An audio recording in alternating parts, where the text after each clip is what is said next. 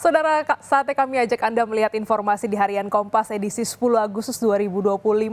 Di Harian Kompas edisi akhir pekan hari ini membuka halaman utama dengan foto berita berjudul Jazz Poros Tengah Bergaung di Gunung.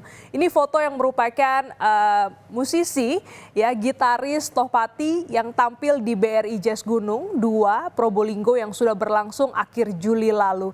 Di bawahnya ini juga dilengkapi, saudara, dengan judul berita terkait dengan di mana seharusnya jazz berada. Harian Kompas membahas pagelaran musik jazz gunung yang berlangsung di akhir Juli lalu dan perjalanan musik jazz secara keseluruhan di Indonesia.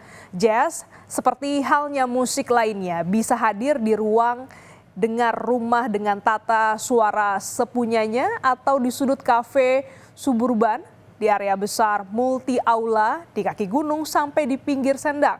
Tetapi sulit disangkal jazz di Indonesia tumbuh dari kalangan gedongan. Jejak permulaan jazz di Indonesia pernah dituliskan mendiang Denny Sakrie di buku 100 tahun musik Indonesia pada 2015 lalu. Dalam buku tersebut ia menyebut infiltrasi jazz selaras dengan datang perginya warga Belanda semasa kolonialisme di Indonesia. Kita lihat lagi masih di halaman muka ada juga judul terkait dengan agenda hari ini, yaitu organisasi TNI membesar hingga ada 49 jabatan baru. 6 komando daerah militer atau Kodam baru bakal diresmikan saat upacara kehormatan militer yang berlangsung di Batu Jajar, Bandung, Jawa Barat pada hari ini.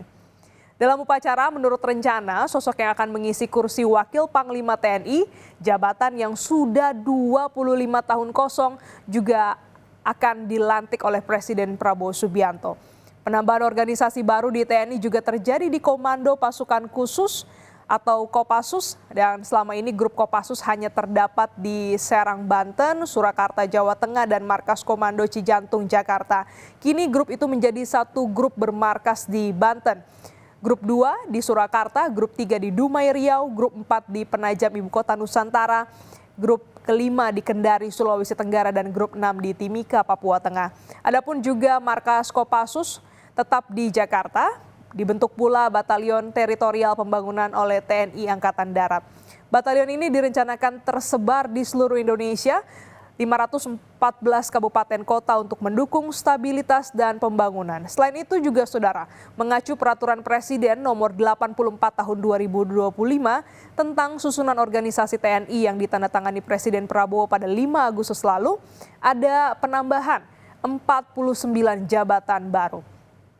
Kita lihat lagi di halaman 15 yang hari-hari ini jadi sorotan terkait dengan tindak penganiayaan yang menewaskan prajurit TNI Prada Luki oleh sejumlah seniornya. Dengan judul 4 terduga penyiksa Prada Luki diperiksa jenazah prajurit 2 Luki Saputra Namo, korban penyiksaan senior, dimakamkan di Kota Kupang, Nusa Tenggara Timur pada Sabtu kemarin.